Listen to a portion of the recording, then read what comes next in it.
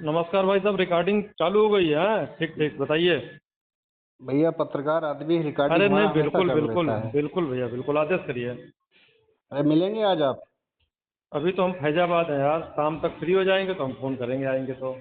अच्छा, मैंने आपको कॉल किया तो हाँ। आप कभी हमको लगा सो रहे होंगे या तो हाँ कहीं नहीं, बिजी सो नहीं होंगे। रहे थे, थोड़ा काम था, वही निकले थे। अच्छा तो अच्छा। हम शाम तक लखनऊ आ जाएंगे तो मैं आपको कॉल करूंगा। नंबर आपका मैंने सेव कर रखा है, वो वाला जो भैया भेजे हैं आपका।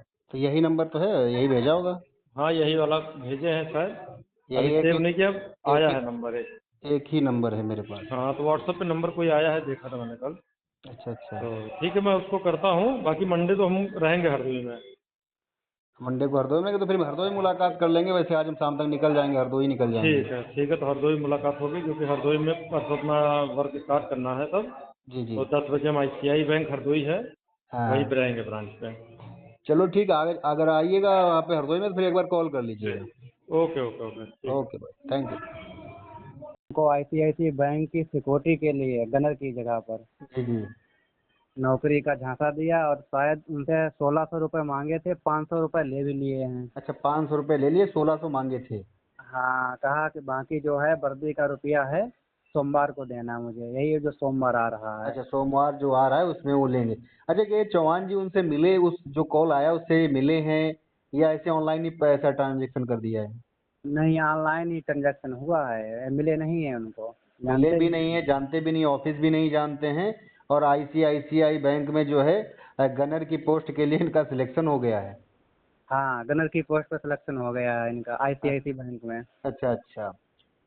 तो हाँ, कहा कि हम आपको एटीएम वाली गाड़ी पे जो है रखेंगे गनर जी की जगह पे। जी जी। हाँ, रिपीटर है इनके पास। अच्छा जो बंदूक वो नए मॉडल में आई हुई है। अच्छा। अच्छा जो एक थाने पर एक ही बंदूक है, वो वही है उनके पास। अच्छा। अच्छा हाँ, उससे गनर की नौकरी मिल जाती है। अच्छा।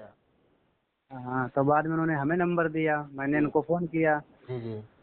तो हमसे कहा कि आप जो है ऐसा करिए, आधार कार्ड, पैन कार्ड, हम्म अपने मार्कशीट हम्म और एक सादे पेपर पे सिग्नेचर करके भेज दीजिए हम्म।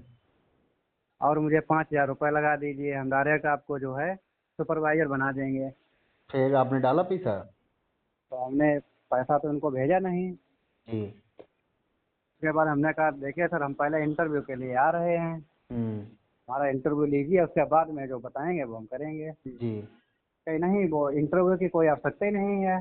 जी। बस आदमी इंसान में टैलेंट होना चाहिए, बस मैं ऐसे ही भर्ती कर लेता हूँ फ़ोन से ही अच्छा और सीधे पोस्ट पे भेज देता हूँ, कोई इंटरव्यू की आवश्यकता नहीं है, ना मिलने की आवश्यकता है। अच्छा। यही बात हुई, फिर 2 3 4 बार फ़ोन किया। अच्छा, ये बात हुई उसके बाद में कल आपने मुझे शाम को जो है नंबर भेजा, नंबर भेजने के बाद वो बार बार आपको कॉल भी कर रहा था। फिर आपने मुझे जो है उसको कॉन्फ्रेंस पे लेकर मेरी बात भी करवाई। हालांकि मैंने उस समय उसकी रिकॉर्डिंग करी थी, कुछ टेक्निकल इशू की वजह से उसकी रिकॉर्डिंग हो नहीं पाई, इसलिए हम अपने दर्शकों तक उनकी जो है जानकारी पहुंचाने के लिए हम आपसे ये बात कर रहे हैं। हम दर्शकों हम्म। को भी ये बताना चाहते हैं कि वो जो मैंने उससे बात करी थी उसकी मैंने रिकॉर्डिंग करी थी। मैंने सोचा था कि वो रिकॉर्डिंग आप लोगों तक पहुंचाएंगे, लेकिन कुछ टेक्निकल इशू की वजह से वो रिकॉर्डिंग नहीं हो पाई है, इसलिए हम दीपक तिवारी से पूरा वाकया जान रहे हैं। हमारी फोन से भी वार्ता हुई थी, उसने मुझसे पूछा, मेरे भाई ने, उन्होंने दीपक जी ने बताया मेरे बारे में कि हमारे बड़े भाई हैं, लखनऊ में रहते हैं। मेरी उससे कॉन्फ्रेंस में बात हुई, मैंने उसका परिचय पूछा तो उसने विपिन सिंह नाम अपना बताया और एक कोई कंपनी या संस्था का कोई नाम बताया, वो मुझे याद नहीं आ रहा है। तो उसने बोला कि हमारे यहाँ जो है ICICI बैंक में जो है कॉन्ट्रैक्ट लिया गया है, जिसमें जो है कुछ गार्ड लोगों की मुझे आवश्यकता है, कुछ ATM गार्ड और कुछ व्हीकल गार्ड की, जिसमें कुछ बाउंसर्स भी हो सकते हैं, कुछ गनर भी हो सकते हैं और कुछ सिक्योरिटी गार्ड और सुपरवाइजर हो सकते हैं। यही था ना तिवारी जी? जी जी जी सर, यही था। हाँ, तो फिर उसने मुझसे पूछा कि भाई साहब आप कहाँ पे रहते हो लखनऊ में? तो हम रहते तो ऐसे आलमबाग प्रॉपर हैं और आलमबाग आशियाना में, और लेकिन हमने उसको गुमराह करने की, उसकी हकीकत जानने के लिए, क्योंकि लखनऊ का मुझे कोना कोना पता है, इसलिए हमने उसको बताया कि भाई हम IM रोड पे रहते हैं। अब उसने, फिर हमने कहा आपका ऑफिस कहाँ पे? तो उसने क्या बताया कि मेरा ऑफिस जो है आसियाना में, इमराल्ड मॉल, यानी कि जो अपना आसियाना का थाना है, कोतवाली है, वही कोतवाली के पीछे उसने अपना ऑफिस बताया, जो कि वहाँ पर कोई भी ऑफिस वगैरह है ही नहीं, क्योंकि मैं लखनऊ में कोना कोना जानता हूँ। जी। उसके बाद में उसने फिर दोबारा पुनः कॉल किया और इसके लिए किया कि भाई साहब का नंबर भेज दीजिए, यानी मेरा नंबर उसने मांगा। यही दीपक तिवारी जी ने मेरा नंबर सुमित तिवारी पत्रकार लखनऊ के नाम से फीड कर रखा था, उन्होंने अपना स्क्रीनशॉट लिया और उसको भेज दिया। उसके बाद में फिर दीपक तिवारी का भी कॉल नहीं उठ रहा है। अभी मैंने ट्राई किया है और मेरा भी वो नंबर नहीं उठा। तो क्या कहना चाहेंगे दीपक तिवारी जी?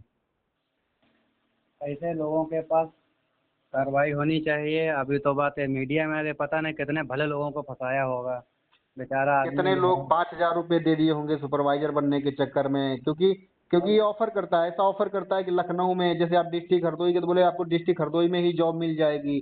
अभी हमारे पास कांटेक्ट जो है उन्नाव, हरदोई, कानपुर, बाराबंकी, इतनी जगह फैजान पे शाहजहानपुर, इनमें सब में हमारे कांटेक्ट हैं। आईसीआईसी बैंक में जो है गार्ड की आवश्यकता है। तो हर और आदमी डिस्ट्रिक्ट का लेवल सोचता हरदोई। है कि हमें डिस्ट्रिक्ट में ही नौकरी मिल जाएगी, अच्छा खासा पैसा भी मिल जाएगा, क्योंकि सबको पता है गार्ड की नौकरी में 15-16 हजार मैक्सिमम रहता है, फिर लोकेलिटी के हिसाब से थोड़ा कम होता है। अब आदमी सोचता है आईसीआईसी बैंक जैसी एक संस्था जिसमें हमको काम करने का मौका मिलेगा, तो वहां पर भी बता देता है 17-18 हजार। आदमी एक गाँव के रहने वाले के लिए अगर उसको घर में नौकरी मिले, 17-18 हजार की नौकरी मिल जाती है, आदमी थोड़ा बिलीव भी करता है चलो गार्ड में इतना मिलता भी है, लेकिन अपने गाँव में इतना मिल रहा है इसलिए वो खुश होकर के और उस झांसे में आ जाता है और अपने पैसे डुबो लेता है। हम्म। यही होता है ना तिवारी जी? हाँ, और सर आपका नंबर ना होता तो मैं भी ठगी का शिकार हो जाता। अब बताओ, आप भी शायद, आपकी वाइफ भी बहुत प्रेशर कर रही थी कि भाई जो नौकरी मिल रही, सुपरवाइजर बनने का मौका मिला है, 5,000 दे दो, नौकरी पालो। पूरा घर लड़ाई कर रहा हमसे, कहा लगा देते नौकरी मिल जाती है। हमने अब कहा आप ऐसे पता देखिए, नहीं कितने अब लोगों ये ने लगाए दीपक होंगे। तिवारी जी हैं, एक वरिष्ठ पत्रकार भी हैं, और इनके परिवार के लोग ही समझ लीजिए कैसे साइबर ठगी का शिकार होने के लिए तैयार थे। हालांकि कहीं ना कहीं मेरे प्रभाव की वजह से या उसके दिमाग में क्या है, मैंने उससे बात करी, बात करने से वो समझ जा, और शायद उसने मेरे बारे में रिसर्च किया होगा। तब उसको लगा कि शायद मैंने गलत जगह पे नंबर डायल कर लिया, गलत जगह पे पंगा ले रहा हूँ, इसलिए वो शायद अपने आप को साइलेंट कर लिया है। क्यों तिवारी जी? जी जी जी, बिल्कुल यही है सर। तो अभी क्या कहना चाहेंगे हम पब्लिक से, क्योंकि हम रिकॉर्डिंग आपका वायरल करेंगे।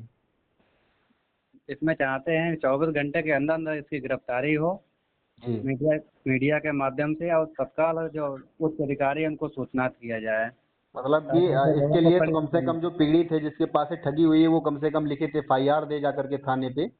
बाकी सोशल मीडिया से तो हम अवेयर ही कर सकते हैं कि अन्य लोग जो है इस तरीके के झांसे में ना आए, इस साइबर ठगी के शिकार से बचे।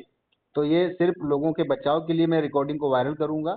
बाकी जिसको कहते हैं ना, जाको राके साइयां मार सके न कोई, और बाल न बांका कर सके चाहे जग जब बैरी होए। ठीक है, तो जिसके ऊपर सद्बुद्धि होती है उसका कोई कुछ नहीं कर सकता है, और जिसके ऊपर दुर्बुद्धि और जो है बेवकूफ़ी की हद सवार होती है, वही लोग ठगे जाते हैं। फिलहाल दीपक जी, आपका बहुत बहुत धन्यवाद, आपसे बात करके बहुत अच्छा लगा। ओके, नमस्कार। नमस्कार।